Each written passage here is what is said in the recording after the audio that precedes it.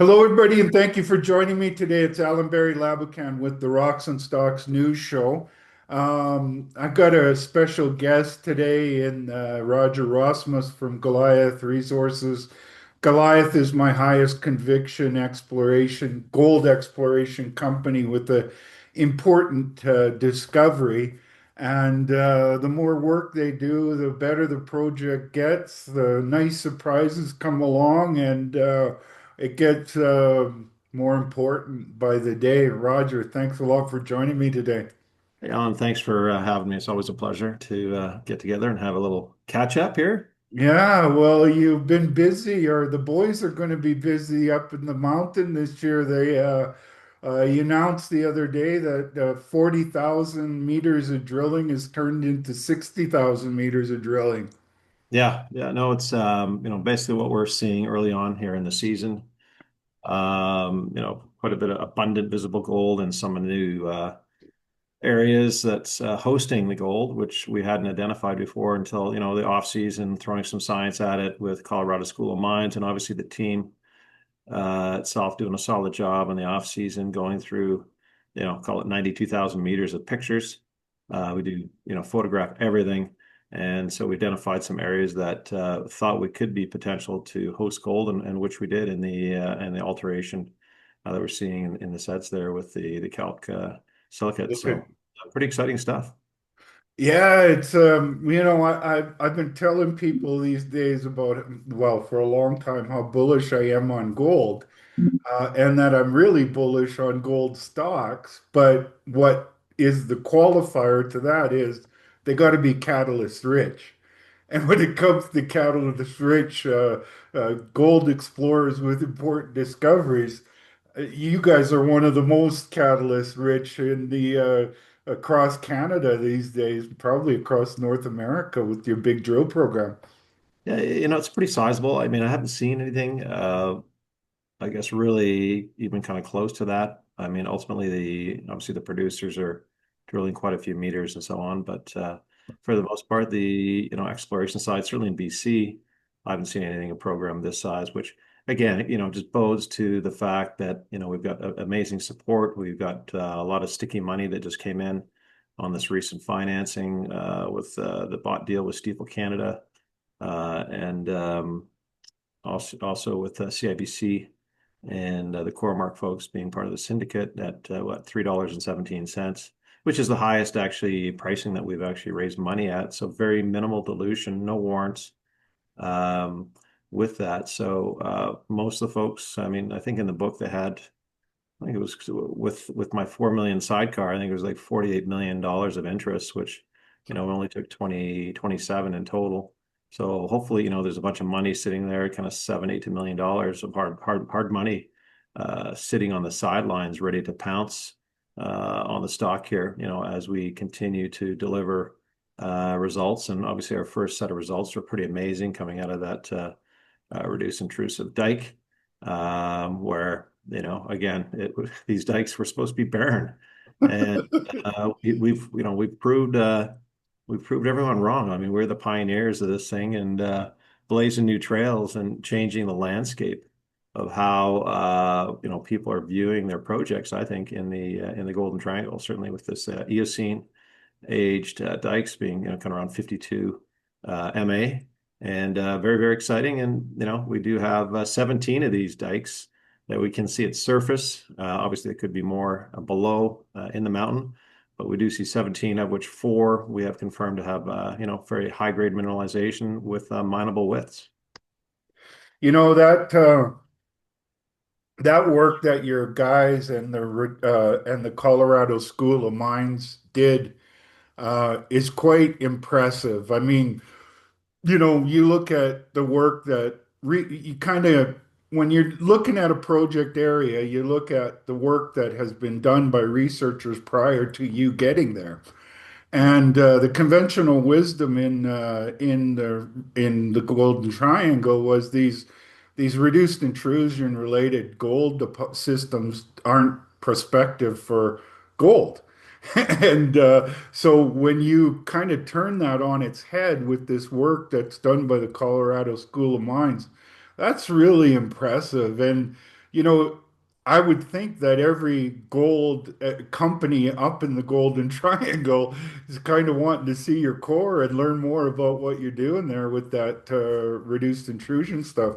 For sure. I mean, when we did announce that, I know the Colorado School of Mines, they had a barrage of inbounds from senior miners, mid-tier miners, other explorers as to the science here. So clearly, we've made certainly an impact of a wow factor, what's happening here. And also the fact that we were able to pick up, call it, close to 30,000 hectares of property to the south of us that was wide open. All of this granitoid kind of looking, type of rock package that, folks didn't think that, again, that they didn't give a hill of beans about. But ultimately, we were able to grab that. We are now sitting just over 91,000 hectares. Again, a good chunk of that being down to the south there with this granitoid type of rock package. And it could host, potentially additional new discoveries down the road for the company and the shareholders. So it's I've looked at some of that on Google Earth, and you can actually see a stacked re dikes that look kind of like what yours aren't. Yours are vertical. These ones I looked at were kind of, yeah. Though look at, I mean, just all over the mountain there, folks, and yeah, there's so much to be excited about in that because you look at, the veins that you've found so far are kind of gently dipping, and which is much like pogo, by the way, folks, stacked veins that are gently dipping. And then coming up through that are these vertical dikes, these vertical reduced intrusion related gold dikes. And that's tremendously exciting because there's a massive amount of areas where these connect or cross cut, and they could be all over the place, as Randall calls them, Goldilocks zones. yes. I, Yeah, exactly. So, obviously part of the drilling for this year where we'll be further testing the Goldilocks zones, as well as this potential mother lode that we think is at depth or, it could be lateral to us. So we got a number of theories, some very deep holes testing every theory that we have. And, at the end of the day, I mean, if we don't find the mother lode, the heat engine, I mean, the discovery is pretty fantastic as is. Obviously, it would be quite nice to do that as well, but we're extremely excited as to how things are developing, and now the ability to go and drill like a lot of meters. Like right now, 92,000 meters. We're putting 60,000 in. That's the target. So wow. assuming Mother Nature. Um, That's about two-thirds of whatever you've done in the past in one season. Wow. Exactly. So, we're going to have further define some of the higher grade zones in the Bonanza there where we're consistently getting, over an ounce material, 6 to 9 meters. And then we've got the other intercept of, over an ounce of 39 meters. So, and what we've done in the Bonanza there is, we have had all these other names. And so we just made it simplified and said anything that's in the contact between the sediments above, volcanics below. That's all in the Bonanza zone. So we do see multiple layers taking place there, taking shape, where by the end of the season, we hope to, really define a fairly tight area.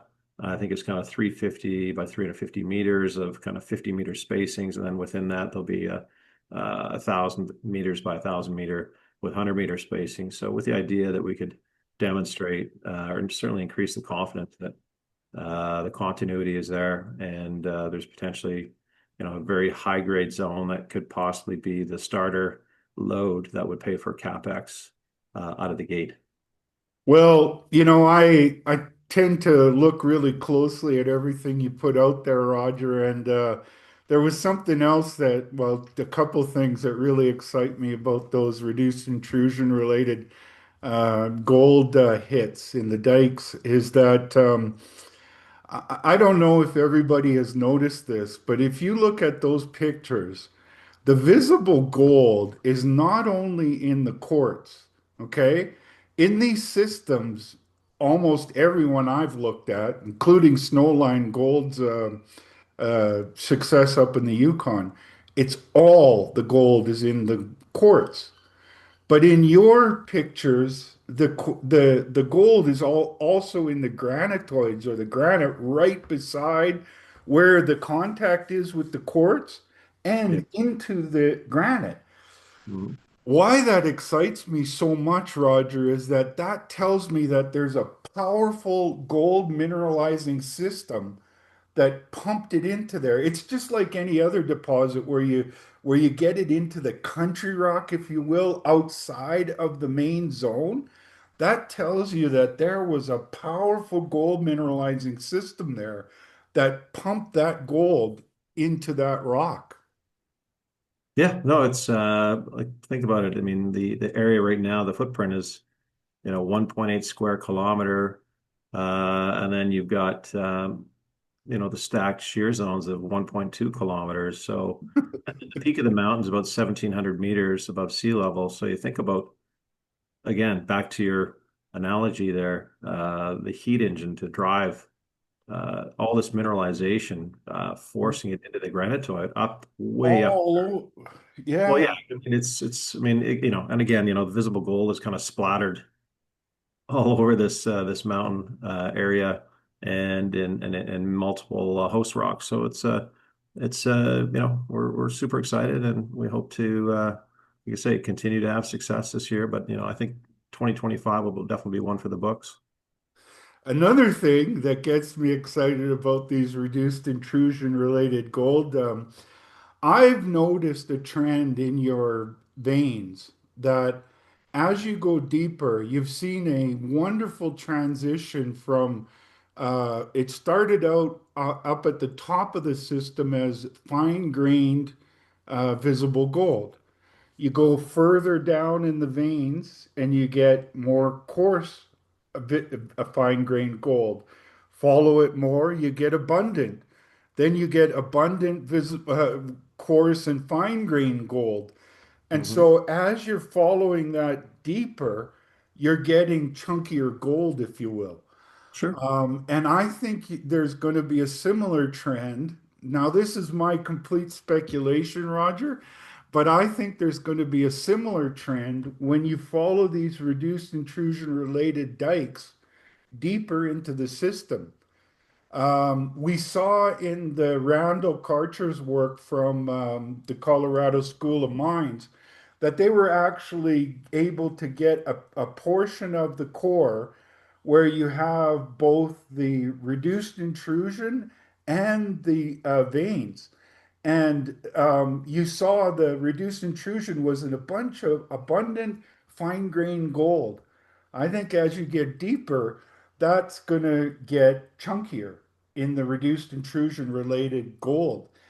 And that spot, again, I go back to these Goldilocks zones because this has me so pumped up, Roger, because you could have enriched two systems enriching one package of rock into what Randall calls Goldilocks zones. So, I mean, it's not very often that you have sort of game changer events after about 90 some thousand meters of drilling.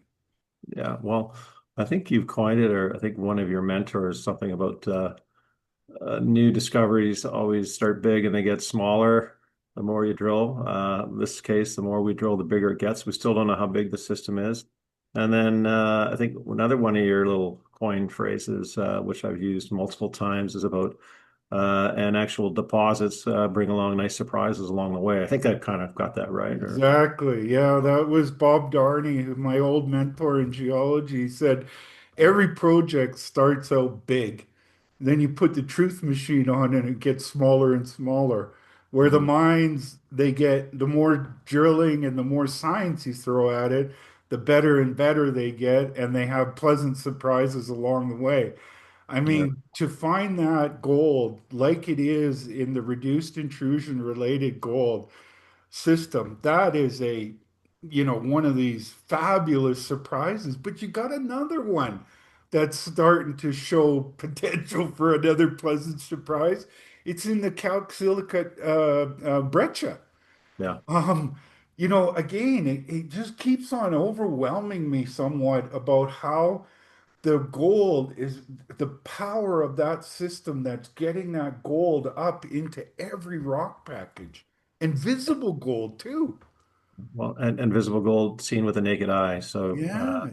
no hand lens required or microscope, that type of deal. So yeah, it's pretty incredible. Like again, I was talking to someone else the other day, and I think these geologists that are up there working their buns off. I don't think they've seen so much visible gold in their entire career, or may not even see this amount of VG down the road. I mean, as you know, you could go out and spend the summer hacking around, banging rocks, and be lucky to see maybe one fleck at the end of the day. But clearly, this, it's highly enriched with lots of gold here, and we won the lottery ticket for our shareholders. Did you ever, man? This is it's a phenomenal. I mean, I started talking about this a couple years ago as my highest conviction gold exploration project, and it just keeps on. The more work you do, the more science you throw at it, the better and better it gets. And then, after a few years, now you're still making new discover. Every year you're making new dis It went from one sheet, one vein to a bunch of veins. Now you got the reduced intrusion coming up there. You got the breccia. It's a phenomenal situation, and it's in the Golden Triangle that's known for, these big multi-million ounce gold deposits, some of the best in the world. And I think you might have the best that's come along in a long time in the Golden Triangle there, Roger. Well, I mean, I concur with you. Obviously, we get excellent metallurgy. We're getting a 92.2% recovery of the gold at a 327 micron crush, which tells me it would most likely be a very profitable, a very low OpEx or ASIC there. So, And have almost half of it, you can just use gravity to yeah, recover it. yeah, I think it's like 48.8% of that is free gold just from the gravity alone. So no deleterious material, no cyanide required to extract the gold.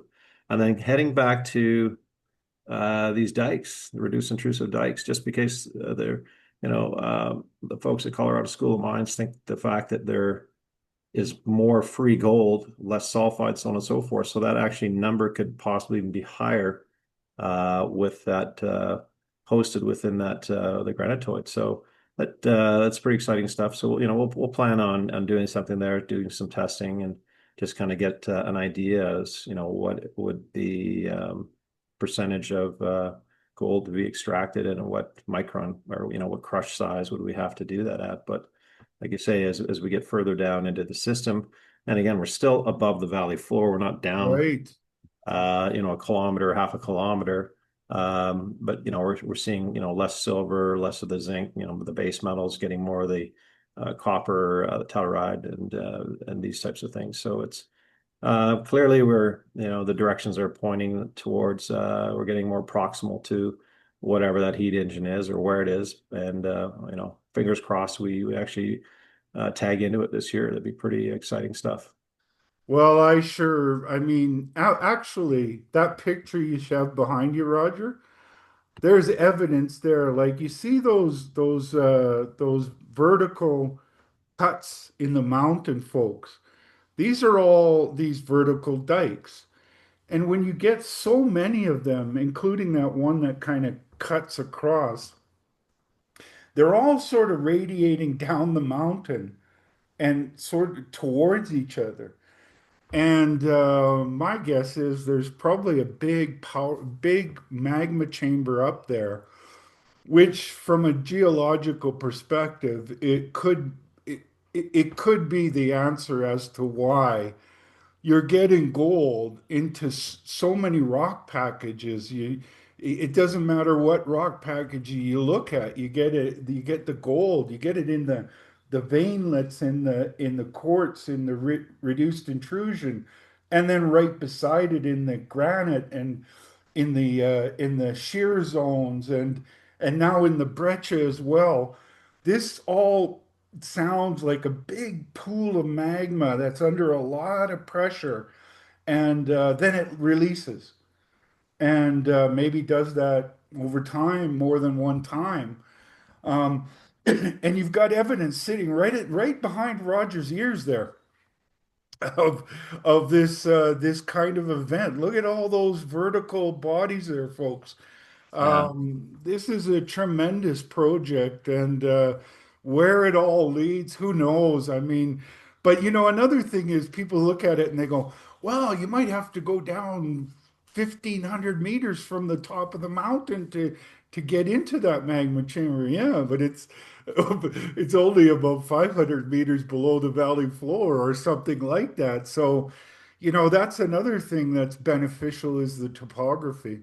Yeah, no, that's certainly definitely when we first discovered it, we had a 3D model of the system. We weren't chasing a geofantasy target at depth. And we've had a 100% hit rate. We within that 1.8 square kilometer area, we've hit on every hole. And again, just the nature of the being stacked loads through the entire mountainside here, and still 200 meters above the valley floor. Last year we did put one hole. I went down about 480 meters below the valley floor. We did intercept four brand new lenses. There was a bunch of sulfides in there, and it didn't. I don't think it ran anything of significance, but really, what it tells us, there's a lot more going on, below the valley floor. And obviously, with these dikes now, is another telltale of, I think we've got one hole just going straight down one of these this year as well. So, and with the hope of, again, tagging into that mother lode. Yeah, well, I'll be watching closely for expansion of the known veins. So you've got something there to get excited about. Following those reduced intrusion related dikes down deeper, I'll be watching for if there's that transition to more coarse, chunky gold. And then you've got the breccia that's of excitement as well. You got all those cross-cutting spots that could be a bunch of gold, like serious Goldilocks zones, folks. These could be big jewelry box. Like I'm not talking a tiny little jewelry box. I'm talking about a vault, a A vault. jewelry vault, There we go. uh, and uh, and a bunch of vaults. Yeah, And then you've got the where did all this come from story as well. You sure. know, the footprint of this is just enormous. You've got about 2 kilometers. You look at that mountain there, you got about 2 kilometers this way. You got about 800 meters this way. You got about another 1,000 meters into the mountain and to the other side. And inside of that massive area, you've got all these different, you got these sheep, these veins, you got the dikes, you got the breccia units all inside of that big area, and you don't even know where how big that area is. It Yeah. could get bigger and bigger, both laterally this way and at depth. Yeah, I mean that's really the game plan for this year is expand, obviously infill, increase confidence, and then possibly drill into this mother lode heat engine. So again, we've got, and we haven't talked about the Hyder Pluton. That's actually just here, Over uh, the, over that way. yeah, Sorry, this way, that way, one way. that way to the west. Yeah. And yeah, the BCGS, they dated that. And it's sort of around the 52, 51 MA as well. So we will be putting in some holes into the Hyder Pluton. And again, we hadn't paid much attention to these at all up until kind of mid to three-quarter way through the season last year. So yeah, lots going to happen this year. A lot more information, a lot more data, and we'll have a better understanding for the 2026 program. Well, I think that this season is going to be a blockbuster, Roger. Last year was fantastic. I mean, all the gold, the visible gold and everything, 92% of the holes had visible gold. Hmm. And you got that chunky gold, that chunky visible gold in there. Randall Karcher and his team at Colorado School of Mines, they helped understand how important these reduced intrusion related gold is in this system, the Goldilocks zones, the potential magma change. I mean, the list goes on and on of catalysts. Oh yeah, no, definitely lots of catalysts to come this year. And again, we've got, 5 rigs turning right now. We'll have a total of 9. The balance of the 4, they should be on site very soon here. And again, with attack of target of 60,000 meters. So, and I think they're making some pretty good progress here. We have shipped all the relogging or most of the relogging holes from the previous years. That's gone to the lab. So, hopefully we can get an update out on some assays here in the next, couple weeks type of thing. I don't think the labs are too busy at this juncture, just with being early on in the season, and then hopefully follow it on with some of the stuff that we're seeing, exciting things that we're seeing in the 2025 drill core, and then followed by some assay results as well. So. Yeah, I know it's going to be action packed. There's going to be lots of news flow, I believe, and everyone just stand by and let's see what happens, what brings to all the shareholders this year. Well, and speaking of the shareholders, you're getting a pretty good mass of really important people that are throwing money at you, Roger. You've got the Crescat people that led by Quentin Henney, and he's been up on the mountain. He's seen it all. You've got Eric Sprott. You've got Rob McEwen. Yeah, You got McEwen Mining.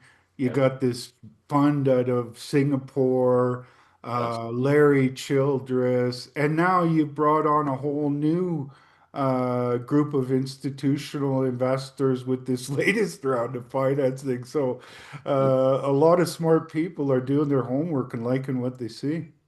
Yeah, for the most part, it's the book was primarily very sticky money, long term. One of the groups, I think they've got 4 billion under management, not a hedge fund, they're just completely long.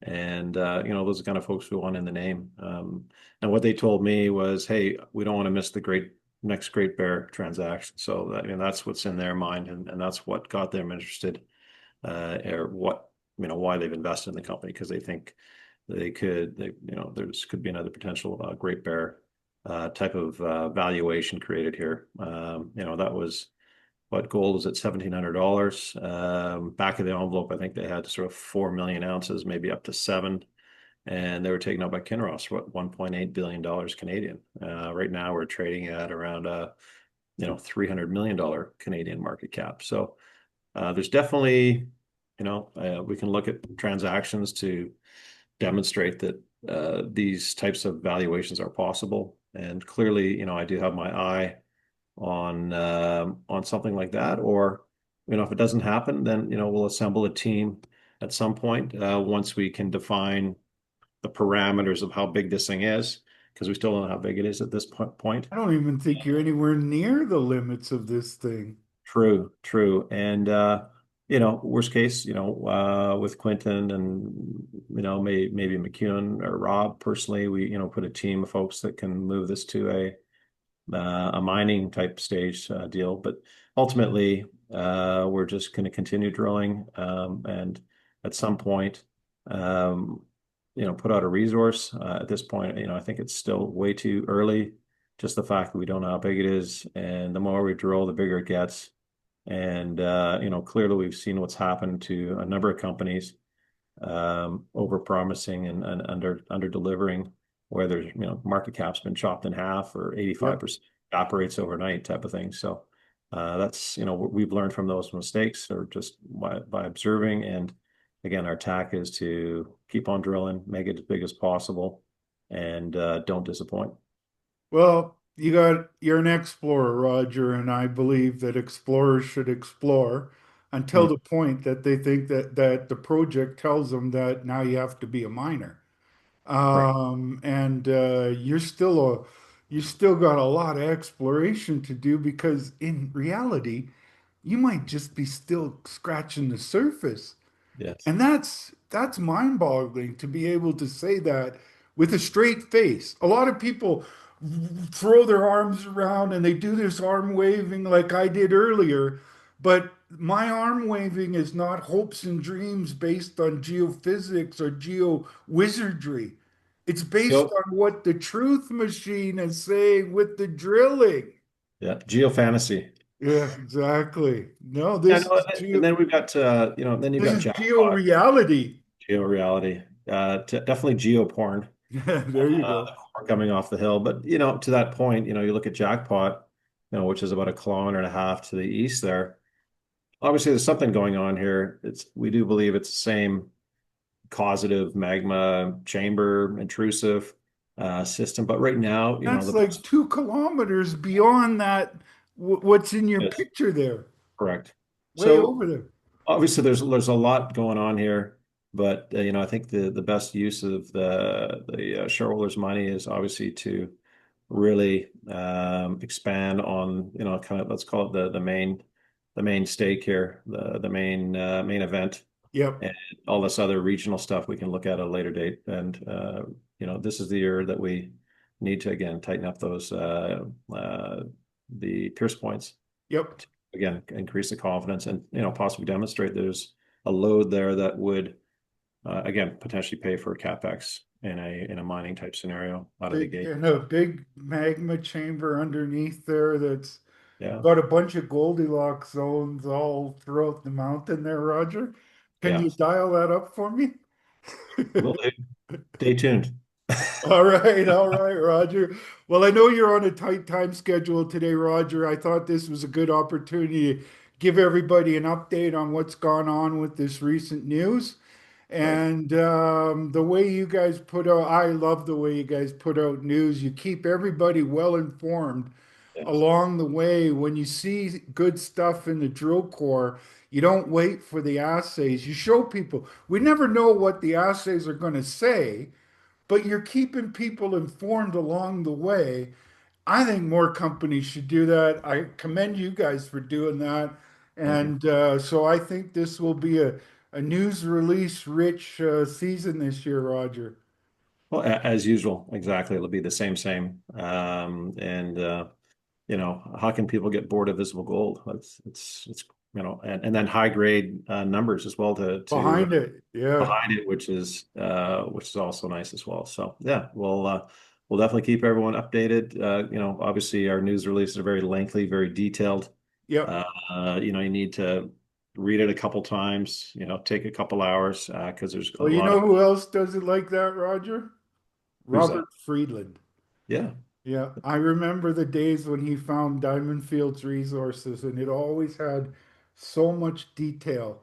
But Yes. that's because the project had the detail to talk about. Right. So you can't just write about nothing. You have to have something there to write about, and I love it. The more information, the better for me and the audience out there.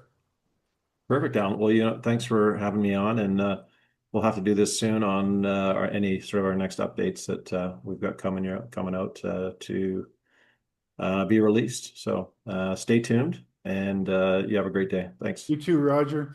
Okay, Cheers. everybody, on that note, I think I made my case as to why Goliath is my highest conviction gold explorer with an important discovery.